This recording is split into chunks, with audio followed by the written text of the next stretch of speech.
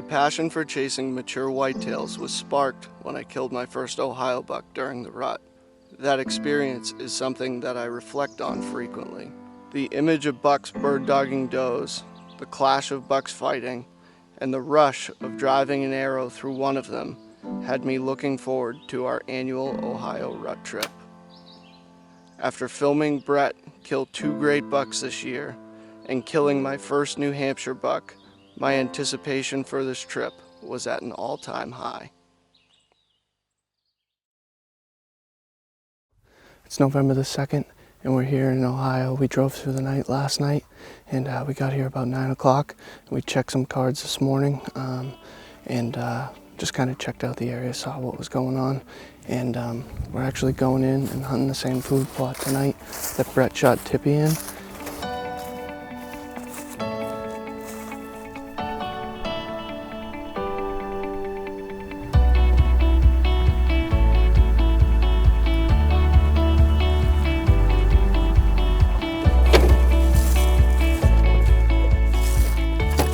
It's November the 3rd, and today we're hunting one of our farms. It's actually the same farm that Tippy was living in, but we have a perfect southwest wind blowing our scent off the ridge away from where we expect the deer to come from.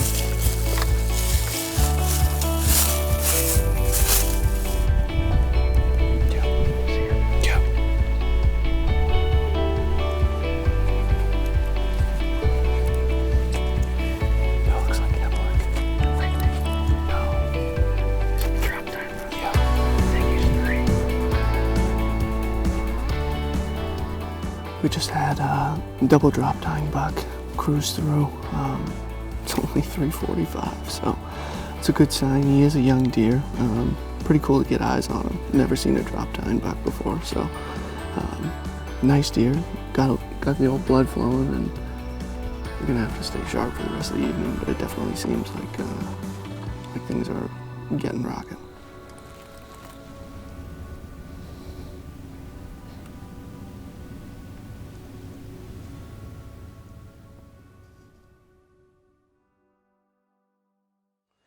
After 2 days of hunting and unfavorable weather, our anticipation for the rut was starting to wear out.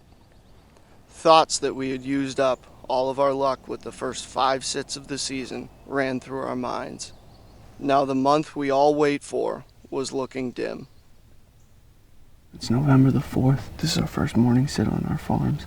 The temps are actually supposed to climb throughout the day and get into the 60s. So we're probably not going to hunt our farms this afternoon due to the high temperature. But later in the week it's supposed to drop off and be really, really good. I don't know, deer could be on their feet with this front that's pushing in, so I'm going to sit tight.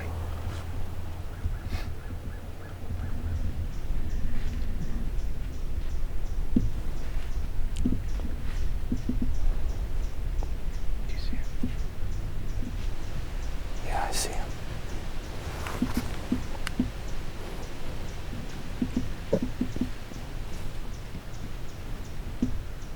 I feel like he's gonna bed down right there.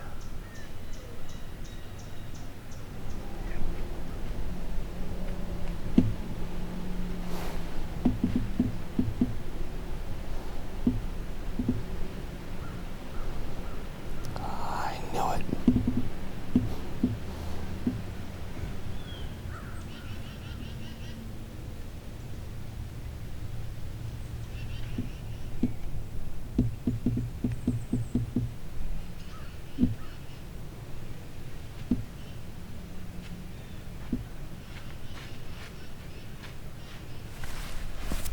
Well, it's 9 o'clock, and just had a 1.5-year-old came in from actually the opposite direction I expected deer. We expect to see deer coming from this morning, and he came down, bedded at 19 yards here, and was kind of laid there, groomed himself and for half an hour, and got up and walked off. So he didn't sense anything was wrong, but not seeing the movement we expected this morning so far. Great squirrel movement, but that's about it.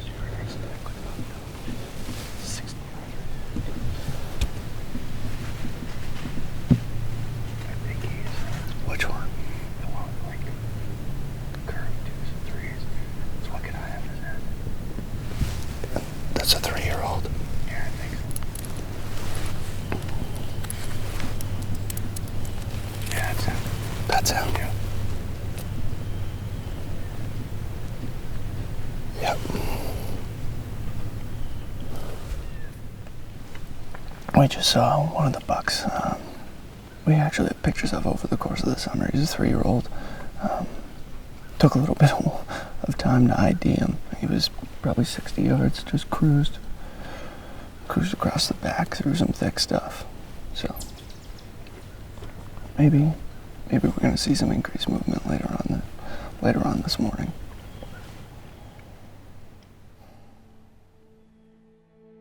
We checked cameras and noticed that most of the bucks we had been getting pictures of weren't on our farms anymore, or they had turned into ghosts. We decided to make a change and hunt some public land nearby. We snuck in and got our muddies hung in an area that we thought could produce some good rut action. The first night, we only saw one doe, but anticipated good morning movement the next day. We saw one solid 3-year-old and some younger bucks, but nothing we wanted to shoot. After giving our farms a break for a day, we decided it was time to get back in below the CRP field where we encountered that 3-year-old cruising, thinking that it was just a matter of time before we caught a mature deer cruising through this same area. It's November the 5th, and we're hunting a stand that we hunted the other morning.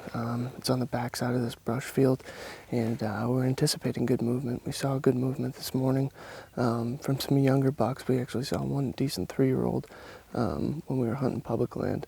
It's about 1 o'clock now. It's a little bit early, but you never know. It's Ohio in the rut, and these bucks are going to be on their feet early. So I'll tell you a little bit more about the setup and the deer we're hunting when we get in there.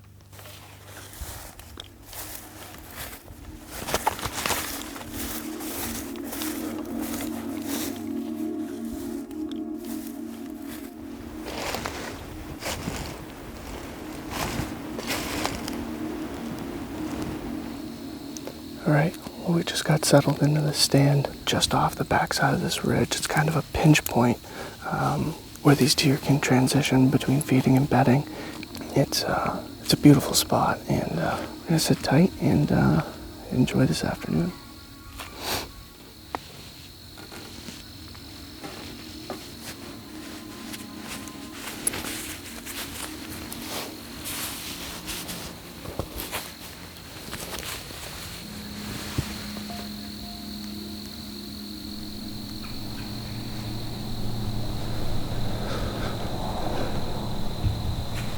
Safe to stand up.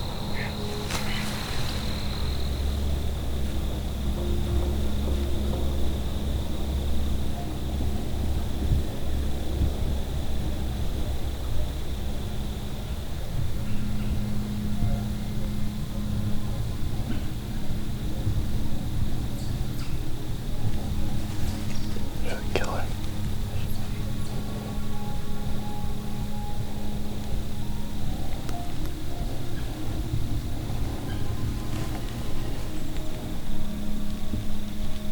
Am I shooting her or no?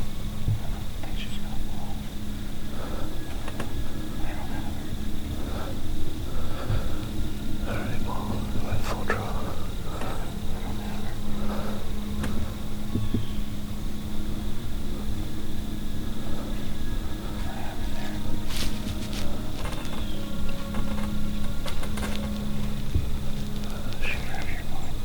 What?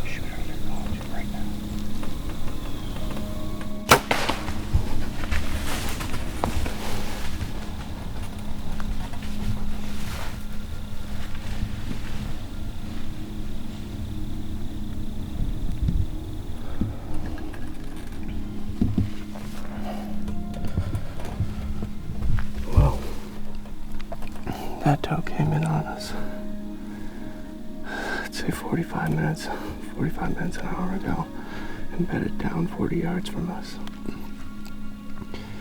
And honestly, I did not want to shoot that deer at all, but she came here 10 yards and just would not leave. She couldn't quite make us out, and she'd spook, and she just knew something was up. This is one of our better farms. I'm really trying not to blow it up, and I didn't want her to be blowing, so I mean, she didn't go 40 yards. We heard her crash, so It'll be low impact. I'll grab her quick and drag her out at the end of the night here. And so, I don't know. Hopefully we get a buck to come cruising through.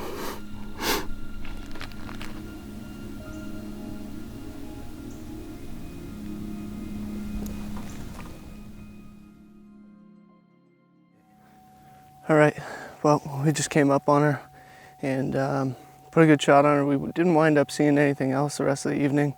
Heard a little bit of chasing down in the bottom, and that was pretty much it. Thinking tomorrow, I mean, just trying to stay positive. That's, I guess, the name of the game. You're not always seeing deer, but, you know, it's just a matter of time, especially during the rut. So, pretty excited. No deer seem boogered up in there, so probably going to wind up back in that stand again tomorrow morning. Day 5 brought a muggy morning back in the same stand as the previous night. A familiar face showed up, the 3-year-old we had encountered the night before. He looks 3. That's the one with the crooked tines. That's the one with the crooked 3s. Yeah. I know exactly what deer that is. Yeah, he did.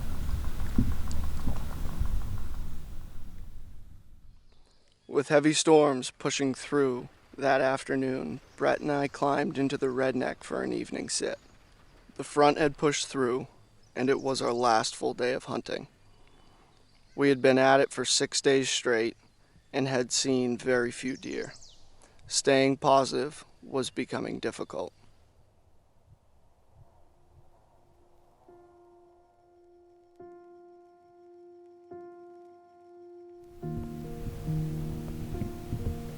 It's November the 8th, and we're back here on the backside of this brush field again. We've hunted this stand several times. The reason being, originally, because we wanted to keep the pressure off the main part of our farm. However, after going into the middle of our farms yesterday and doing some camera checks, we're really not seeing the deer that we expect to. Hopefully one of the bucks we know, or a new buck, a mature buck, cruises through here this afternoon. All it takes is one hot doe, and totally turns everything upside down. So, I don't know. We've gotten pictures of one buck we called the junk buck. He's one I'll certainly kill, being that it's second to last day and we're only hunting the morning tomorrow. So maybe he'll come cruising by. Who knows?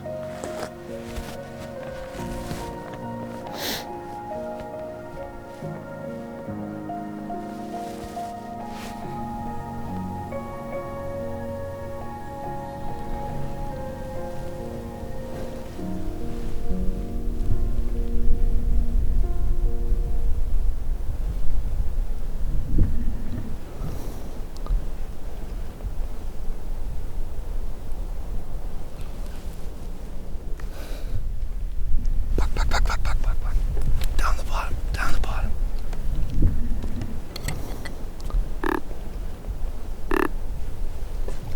He's coming.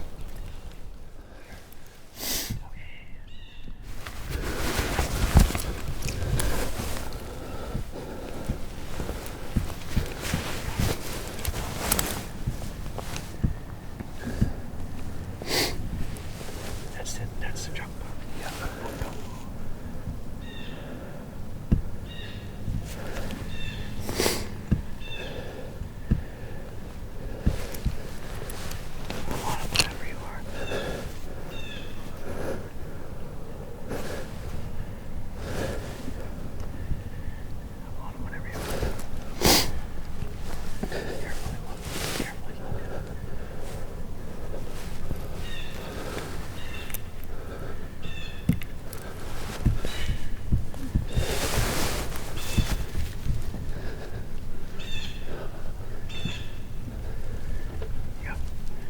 Yeah. Meh.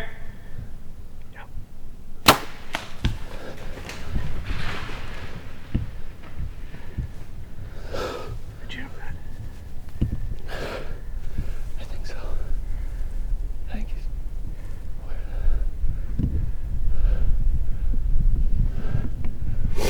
he's still standing right there.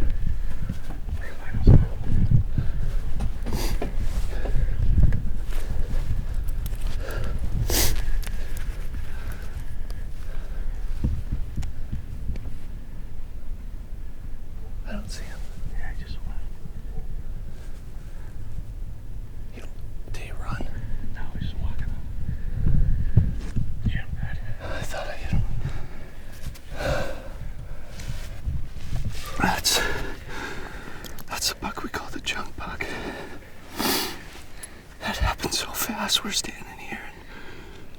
Oh my God. We haven't seen any mature deer all week.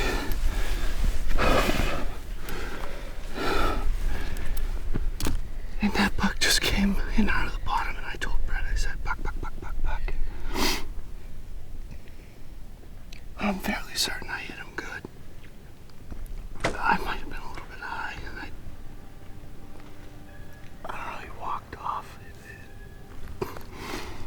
You always second guess yourself after something like that when you see a reaction like that. That's not favorable, but that's a junk buck, and I think we just got it done here in Ohio. November 8th. Are you kidding me?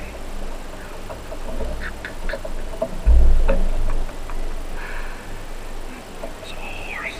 He's a big deer. I told you this deer is a horse. I want to watch that one. It's back real quick.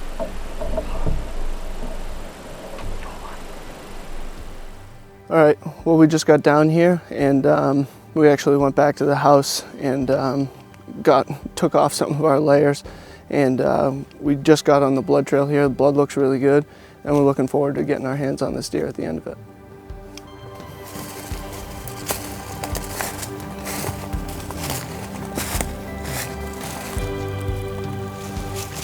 Well, we just found the arrow here.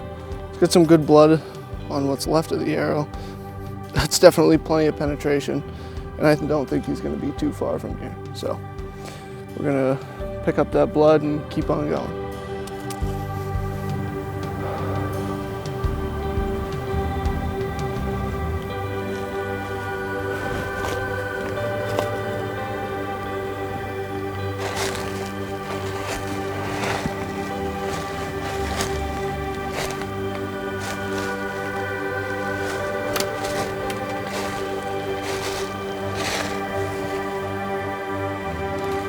There he is. Oh.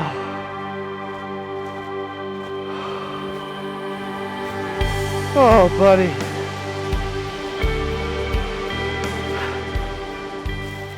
What a cool deer.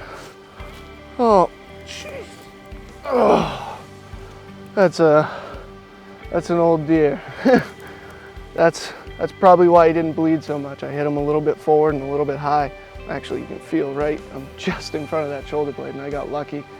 Oh man, we have pictures of this deer for the past 2 years. He's definitely at least 4. He could be 5. Looking at the size of him and the size of his head, and I mean, he's got real good mass. So I wouldn't be surprised at all if he was 5. I mean, he's definitely a warrior. He's broken off this inside point, which used to be substantially longer. And he's actually got a couple scars going over here too. He's definitely been pushing some of the other guys around on this piece of property. It doesn't take many deer, but it certainly takes the right deer. And when we come out and we hunt the rut, we expect to see a lot of deer, and that just wasn't the case this week. And we hunted this same stand. It's kind of it's exactly a funnel between. There's just over my shoulder here. There's food plot with actually an apple orchard in it as well, and over to our east there's another food plot. It's just this steep ridge, and on the brush field that we're on, there's a lot of good bedding cover, and that's where a lot of the does that hang out on our farm bed. Keeping a good attitude and sticking it out, it definitely paid dividends, especially with this buck. I couldn't be happier. He's a great deer. The junk buck filled our 5th tag in 3 states. We hunted the remainder of the year in New Hampshire, but weren't able to catch up with any of our hitless bucks. Sadly, a banner season came to an end. However, we looked forward towards the 2015 season, where Brett had 4 Iowa preference points and some big plans.